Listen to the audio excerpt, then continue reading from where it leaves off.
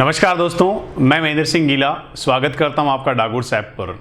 दोस्तों, हम चर्चा कर रहे थे पिछली क्लास में भारतीय संविधान के एक महत्वपूर्ण टॉपिक को लेकर। हम बात कर रहे थे राज्यपाल को लेकर, हम बात कर रहे थे राज्य की कार्यपालिका के सबसे महत्वपूर्ण व्यक्ति को लेकर। नाम मात्र की कह सकते हैं, संवैधानिक कार्यपालिका कह सकते हैं राज्यपाल, और राज्यपाल को लेकर बेसिक आर्टिकल्स को लेकर हमने डिस्कस किया था। आज हम चर्चा करेंगे राष्ट्रपति की शक्तियों को लेकर, पावर्स को लेकर, कि राज्य के राज्यपाल को क्या क्या प्रमुख शक्तियां प्राप्त हैं। कई बार बीच में राष्ट्रपति निकल जाता, उस टॉपिक से बाहर निकले हैं तो प्लीज माइंड मत कीजिएगा उसको। राज्यपाल की शक्तियां दोस्तों, पहली जिस प्रकार से राष्ट्रपति की शक्तियां अपन ने पढ़ी थी, तो उसमें पहली शक्ति पढ़ी थी अपन ने कार्यपालिका शक्तियां। और राष्ट्रपति जी की शक्तियां जब मैंने आपको बताई थी, तो उस वक्त आपको बताया था कि किन किन महत्वपूर्ण लोगों की नियुक्ति देश के राष्ट्रपति के द्वारा की जाती है। तो आप लोगों को बताया था कि प्रधानमंत्री की नियुक्ति करता है राष्ट्रपति, और फिर प्रधानमंत्री की सलाह से अन्य सारी नियुक्तियां करते हैं, जैसे मंत्री परिषद की नियुक्ति, राज्यों के राज्यपालों की नियुक्ति, केंद्र शासित प्रदेशों में एलजी, उपराज्यपाल, लेफ्टिनेंट गवर्नर या प्रशासकों की नियुक्ति, उच्चतम और उच्च न्यायालय में न्यायाधीशों की नियुक्ति, विदेशों में राजदूतों की नियुक्ति, वाणिज्य दूतों की नियुक्ति, उच्चायुक्तों की नियुक्ति, सीएजी की नियुक्ति, महान्यायवादी की नियुक्ति, और विभिन्न जो कमीशंस हैं, जो आयोग हैं केंद्र के, उन कमीशंस के जो अध्यक्ष और सदस्य हैं, उनकी नियुक्ति राष्ट्रपति के द्वारा की जाती थी। तो राज्यपाल के द्वारा किन महत्वपूर्ण लोगों की नियुक्ति की जाती है, तो वो चर्चा करेंगे अपन कार्यपालिका शक्तियों में। दूसरी शक्तियां हैं विधायी शक्तियां, लेजिस्लेचर पावर्स। तीसरी फाइनेंशियल पावर्स, वित्तीय शक्तियां। चौथी क्षमादान की शक्ति, और पांचवी आपातकालीन शक्ति, इमरजेंसी पावर्स, कि जब राष्ट्रपति शासन लगता है किसी राज्य में, तो उस समय क्या शक्तियां राज्यपाल को प्राप्त हैं, उनको लेकर अपन बेहद डिटेल में चर्चा करेंगे दोस्तों। तो चलिए पहले बात करते हैं कार्यपालिका शक्तियों को लेकर। Executive powers of the president, governor. Executive powers of governor, राज्यपाल की कार्यपालिका शक्तियां। तो राज्यपाल के द्वारा निम्नलिखित नियुक्तियां की जाती हैं, निम्नलिखित लोगों की नियुक्तियां की जाती है राज्यपाल के द्वारा। अब किन किन की? पहला, राज्य के मुख्यमंत्री की नियुक्ति की जाती है। आर्टिकल 164 स्पष्ट रूप से इस बात का उल्लेख करता है कि राज्यपाल के द्वारा मुख्यमंत्री की नियुक्ति की जाती है, अपॉइंट किया जाता है। क्लियर? अब दोस्तों, जितनी भी जो अन्य नियुक्तियां होंगी, वे नियुक्तियां राज्यपाल के द्वारा मुख्यमंत्री के परामर्श से की जाएंगी। मुख्यमंत्री के परामर्श के द्वारा ये सारी नियुक्तियां की जाएंगी दोस्तों। अब किन किन की? तो पहला, मंत्री परिषद की नियुक्ति, appointment of council of ministers. एक लिस्ट बना के मुख्यमंत्री के द्वारा राज्यपाल को दी जाएगी, और फिर राज्यपाल के द्वारा उन लोगों को मंत्री बना दिया जाएगा। क्लियर? चलिए, और किन लोगों की नियुक्ति की जाती है?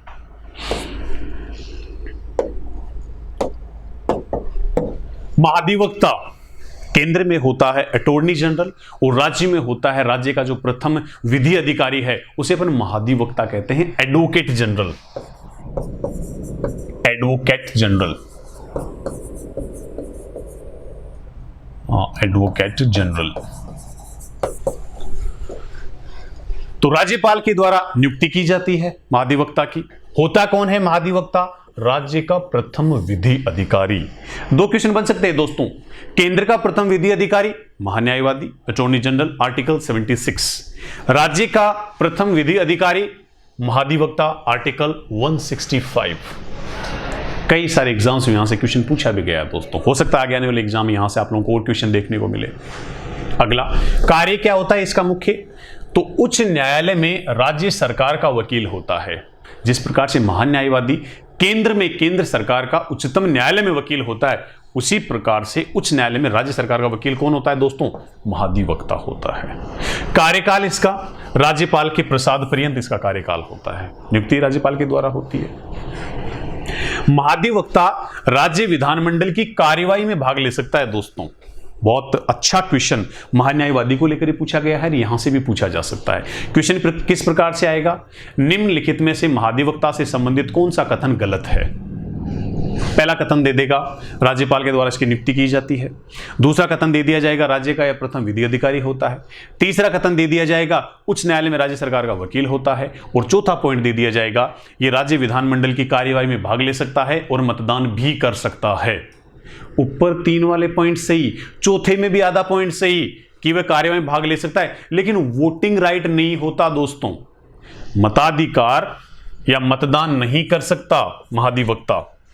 अभी वर्तमान अगर महाधिवक्ता की मैं बात करूं तो महेंद्र सिंह सिंघवी अभी राजस्थान के महाधिवक्ता हैं, MS सिंघवी। चेंज होते रहते हैं तो टाइमली इसमें करेक्शन करते रहिएगा आप लोग।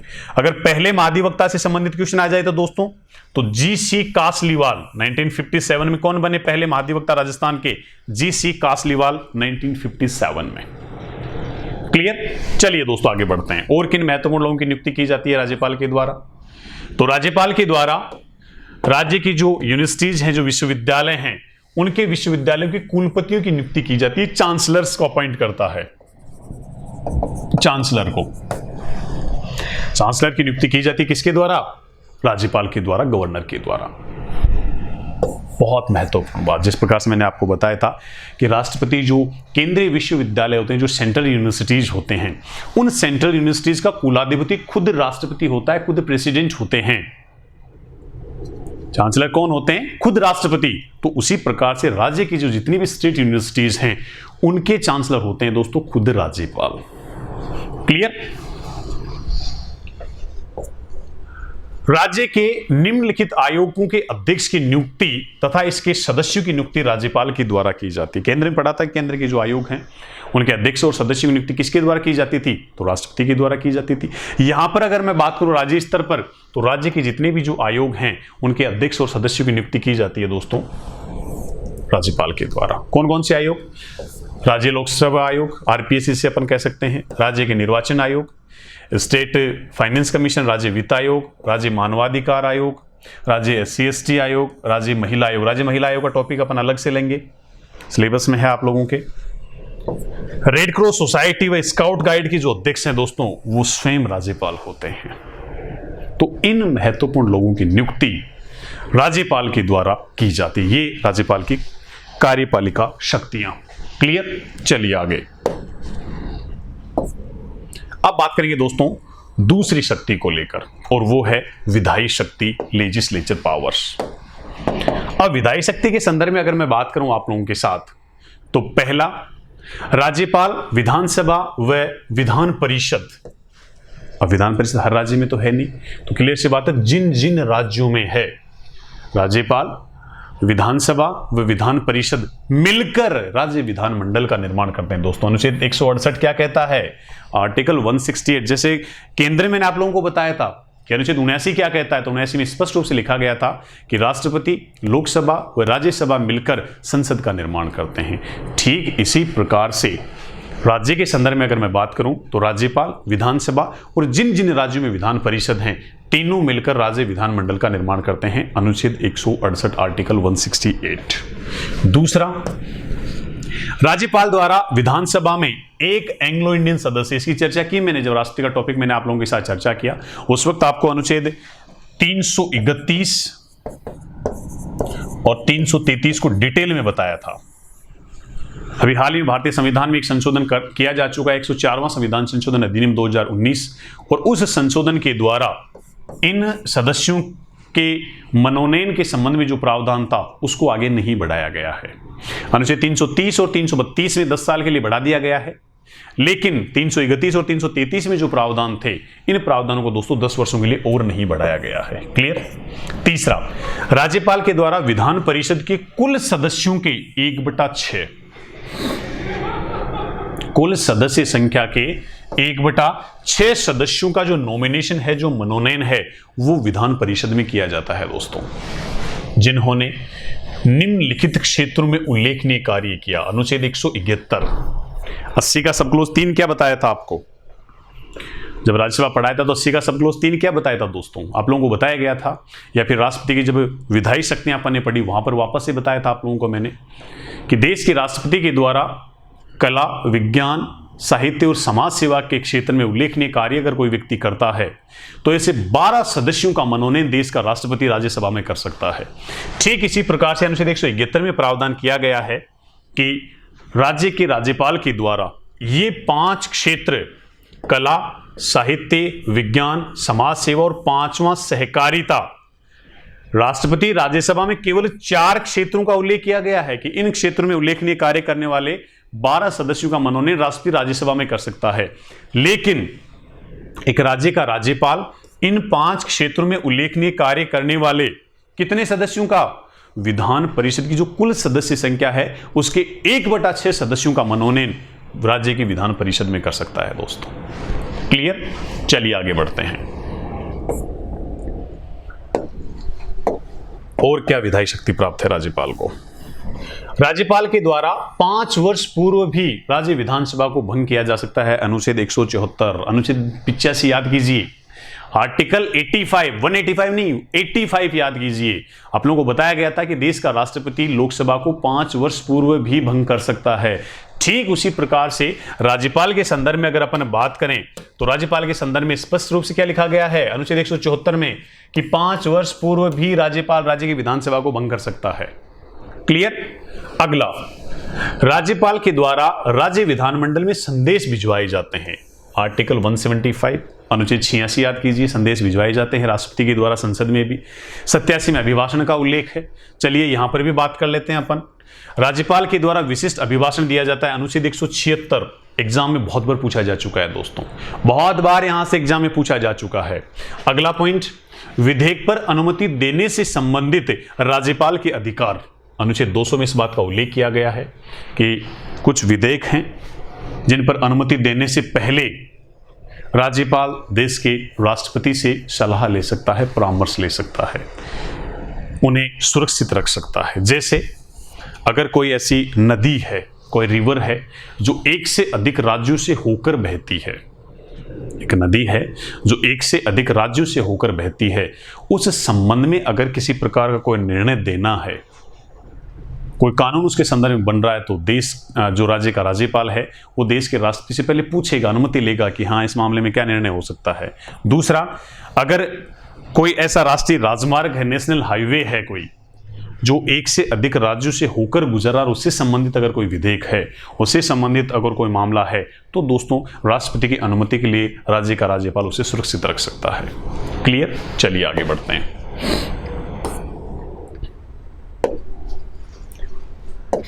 अनुच्छेद 123 पे आइए, 213 पर जाने से पहले। 123 में क्या बताया था आपको कि जब संसद का सत्र नहीं चल रहा हो और देश की शासन व्यवस्था को सुचारू रूप से संचालित करने के लिए किसी नए कानून की आवश्यकता पड़ जाए तो देश के राष्ट्रपति के द्वारा उस कानून का निर्माण किया जा सकता है। और देश के राष्ट्रपति के द्वारा बनाए गए उस कानून को क्या कहते हैं दोस्तों? अध्यादेश कहा जाता है, ऑर्डिनेंस कहा जाता है। अनुच्छेद 123। अब ठीक इसी प्रकार से राज्यों के संदर्भ में मैं बात करूं तो बात करते हैं दोस्तों अनुच्छेद 213 की, कि अगर राज्य विधानमंडल का सत्र नहीं चल रहा है और राज्य की शासन व्यवस्था को सुचारू रूप से संचालित करने के लिए किसी नए कानून की आवश्यकता पड़ गई हो, तो उस कंडीशन में राज्यपाल के द्वारा उस कानून का निर्माण किया जा सकता है। और उस कानून को क्या नाम देंगे? अध्यादेश कहा जाएगा। भारतीय संविधान में इस बात का उल्लेख कहां किया गया है? अनुच्छेद 213 में इस बात का उल्लेख किया गया है। तो 123 में राष्ट्रपति को अध्यादेश जारी करने की शक्ति, 213 में राज्यपाल को अध्यादेश जारी करने की शक्ति। ये दोस्तों हुई राज्यपाल की विधायी शक्तियां, लेजिस्लेचर पावर्स। अब आइए आप लोग राज्यपाल की वित्तीय शक्तियों पर, फाइनेंशियल पावर्स पर। वित्तीय शक्तियों की जब अपन ने बात की थी तो आप लोगों को बताया गया था कि अनुच्छेद 112 याद कीजिए, आर्टिकल 112, 111 में अपन ने वीटो की बात की थी, 112 में अपन ने बात की थी कि राष्ट्रपति की अनुमति से ही प्रतिवर्ष बजट पेश किया जाता है, वार्षिक वित्तीय विवरण पेश किया जाता है। तो ठीक इसी प्रकार से अनुच्छेद 202 क्या कहता है? प्रतिवर्ष राज्यपाल की आज्ञा या आदेश के द्वारा ही राज्य विधानमंडल में वार्षिक वित्तीय विवरण, जैसे बजट के नाम से जानते हैं अपन, पेश किया जाता है। अनुच्छेद 202 में इस बात का उल्लेख किया गया है दोस्तों। दूसरा पॉइंट, राज्यपाल की अनुमति से ही धन विधेयक सर्वप्रथम विधानसभा में पेश किया जाता है। कहां पेश किया जाता है? विधानसभा में पेश किया जाता है धन विधेयक राज्यपाल की पूर्व अनुमति से। अगला, राज्यपाल के द्वारा प्रति 5 वर्ष बाद वित्त आयोग का गठन किया जाता है। अनुच्छेद 243 में इस बात का उल्लेख भी किया गया है दोस्तों। आर्टिकल 243 में जब पंचायती राज का टॉपिक अपन पढ़ेंगे तो वहां पर बताया जाएगा राज्य वित्त आयोग और राज्य निर्वाचन आयोग के संदर्भ में प्रावधान। 243 राज्य की संचित निधि व आकस्मिक निधि राज्यपाल के नियंत्रण में होती है दोस्तों। केंद्र की जो संचित निधि और जो आकस्मिक निधि वो किसके नियंत्रण में होती है? राष्ट्रपति की। और राज्य की जो संचित निधि और आकस्मिक निधि वो किसके नियंत्रण में होती है? राज्यपाल के नियंत्रण में होती है दोस्तों। चलिए आगे बढ़ते हैं अपन।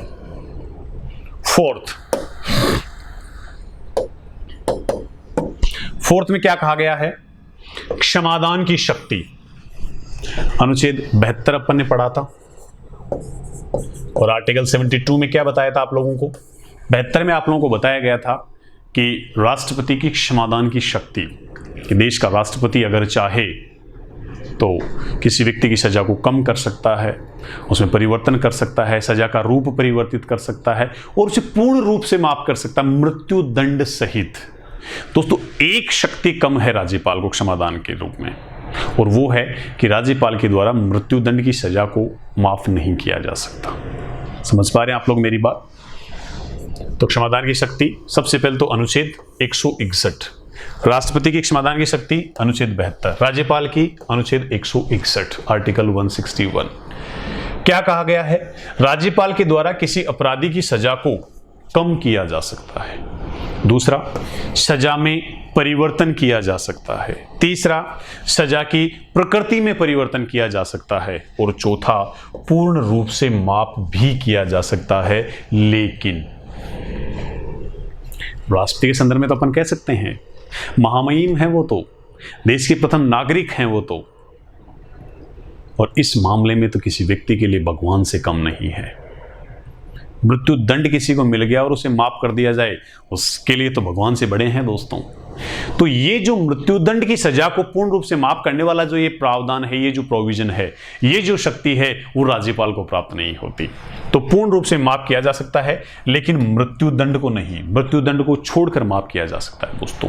तो ये राज्यपाल की क्षमादान की शक्ति। आगे बढ़ते हैं अपन। आपातकालीन शक्ति, इमरजेंसी पावर्स। और आपातकालीन शक्ति के संदर्भ में अगर मैं बात करूं दोस्तों, तो आप लोगों की जानकारी लिए बताना चाहूंगा कि जब देश के राष्ट्रपति का टॉपिक अपन ने पढ़ा तो वहां पर 3 प्रकार की आपातकालीन शक्तियों को लेकर अपन ने चर्चा की थी। अनुच्छेद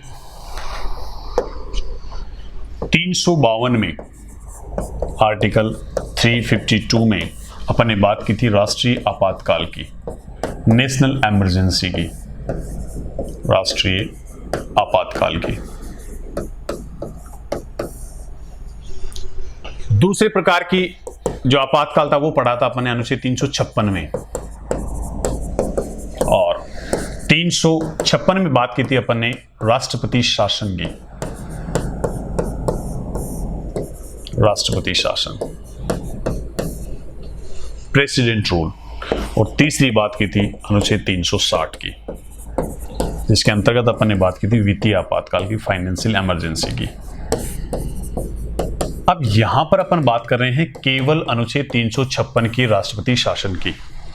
तो राष्ट्रीय शासन की अगर मैं बात करूं तो या तो देश के राष्ट्रपति को खुद को इस बात का विश्वास हो जाए, या फिर संबंधित राज्य के राज्यपाल के द्वारा यह रिपोर्ट देश के राष्ट्रपति को दी जाए कि संबंधित राज्य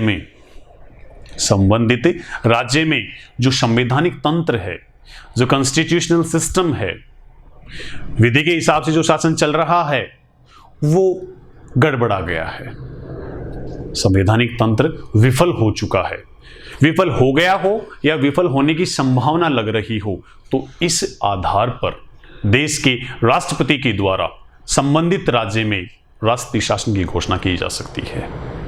वो तमाम प्रावधान मैंने आप लोगों को बताए थे। अनुच्छेद 365 का जिक्र भी अपन ने किया था, 355 की बात भी अपन ने की थी वहां पर, कि कुछ प्रमुख दायित्व होते हैं केंद्र सरकार के राज्यों के प्रति, कि बाहरी आक्रमण से सुरक्षा करना, आंतरिक सुरक्षा व्यवस्था स्थापित करना और संविधान की अनुपालना सुनिश्चित करवाना। कुछ आदेश, कुछ निर्देश केंद्र सरकार के द्वारा राज्यों को दिए जाते हैं, और अगर राज्य सरकार उन निर्देशों को, उन आदेशों को पालने में आनाकानी करता है तो कहीं ना कहीं राष्ट्रपति शासन उस राज्य में लगाया जा सकता है। दोस्तों, राष्ट्रीय शासन को लेकर अपन ने बेहद डिटेल में चर्चा की थी वहां पर कि एक बार अगर घोषणा कर दी गई है राष्ट्रीय शासन की तो 2 माह की अवधि में संसद के द्वारा उसे पारित करना आवश्यक है, और एक बार लगाई गई जो राष्ट्रीय शासन है वो 6 माह के लिए होता है। स्थितियां सामान्य नहीं होती हैं तो उसे और बढ़ाया जा सकता है 6 माह के लिए, 1 वर्ष तक के लिए। और अगर 1 वर्ष में स्थितियां सामान्य नहीं होती हैं उस कंडीशन में दोस्तों, वो कंडीशन 2 प्रकार की हो सकती है।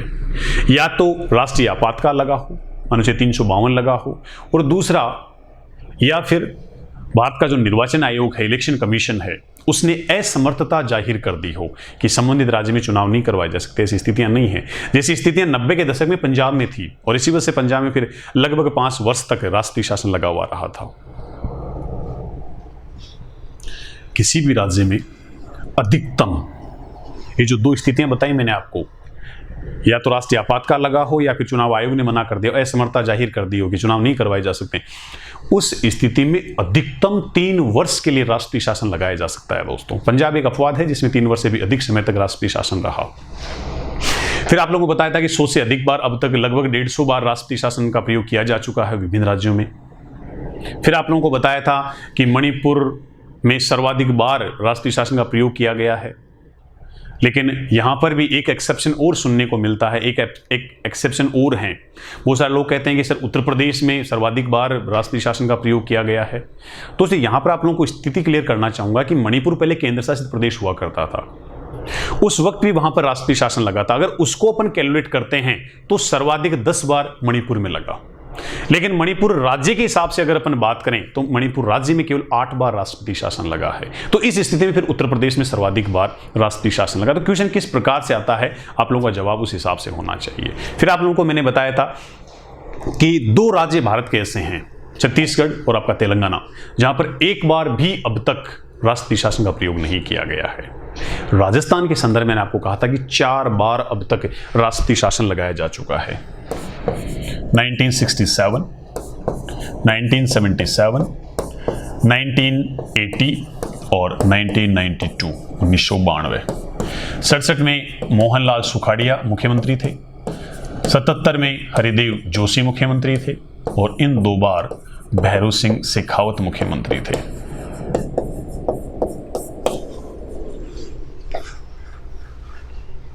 सड़सठ की बात करूं तो संपूर्णानंद उस वक्त राज्यपाल हुआ करते थे, संपूर्णानंद उस वक्त राज्यपाल हुआ करते थे। 1977 की बात करूं तो वीपी त्यागी, वेदपाल त्यागी उस वक्त राज्यपाल हुआ करते थे। और आगे के संदर्भ में 80 के संदर्भ में बात करूं तो आपके 77 में वीपी त्यागी, और 1980 और 92 के संदर्भ में अगर मैं बात करूं तो भैरू सिंह शेखावत उस वक्त मुख्यमंत्री हुआ करते थे। और राज्यपाल को लेकर बात करूं तो बलिराम भगत और वीवी रेड्डी उस वक्त राज्यपाल हुआ करते थे। तो ये दोस्तों 4 बार अब तक राजस्थान में राष्ट्रपति शासन लगा हुआ रहा है। पॉइंट पे आते हैं अपन।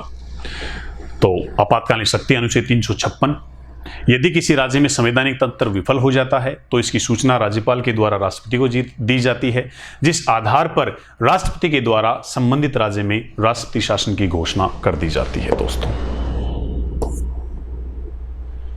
अब बात करते हैं एक और महत्वपूर्ण आर्टिकल को लेकर जहां से अक्सर क्वेश्चन पूछे जाते हैं। दोस्तों, अनुच्छेद 361 राष्ट्रपति और राज्यपाल के विशेषाधिकारों को लेकर यहां पर चर्चा की गई है, लेकिन यहां पर केवल अपन राज्यपाल के विशेषाधिकारों को लेकर बात करेंगे। 361 कि जब तक राज्यपाल अपने पद पर होता है तब तक उसके द्वारा किए गए कार्यों के लिए उसे न्यायपालिका के समक्ष उत्तरदायी नहीं ठहराया जा सकता। दोस्तों, कोई फौजदारी मुकदमा दायर नहीं किया जा सकता, कोई क्रिमिनल केस उसके विरुद्ध दर्ज नहीं किया जा सकता। हालांकि 2 माह पूर्व की सूचना देकर कोई सिविल मामला दायर किया जा सकता है। सिविल मामला भी अगर दायर करना है तो 2 महीने एटलीस्ट 2 मंथ्स पहले बताना होगा राज्यपाल को कि हां भाई आपके विरुद्ध जो सिविल मामला है वो दायर किया जा रहा है। फाइनल पॉइंट दोस्तों इस टॉपिक का, जिसकी चर्चा अपन कर चुके हैं अभी कुछ टाइम पहले कि राजस्थान में अब तक 4 बार राष्ट्रपति शासन का प्रयोग किया गया है। 1967, 1977, 1980 और 1992। उम्मीद करता हूं मेरे द्वारा साझा की गई जो जानकारी है वो आप लोगों को बेहद पसंद आई होगी। एक फैक्ट और आप लोगों से मैं साझा करना चाहूंगा कि राजस्थान के संदर्भ में अगर मैं बात करूं तो राजस्थान की पहली महिला राज्यपाल कौन रही? राजस्थान की पहली महिला राज्यपाल कौन रही दोस्तों? तो जब राष्ट्रपति का टॉपिक मैंने आप लोगों के साथ डिस्कस किया था वहां बताया था आपको डॉक्टर प्रतिभा देवी सिंह पाटिल। प्रतिभा देवी सिंह पाटिल देश की पहली महिला राष्ट्रपति बनी और जब राष्ट्रपति बनी उस वक्त वो राजस्थान की पहली महिला राज्यपाल थी दोस्तों, first lady governor of Rajasthan. अब तक के संदर्भ में अगर मैं बात करूं तो राजस्थान में प्रतिभा पाटिल के अलावा आपकी प्रभा राव,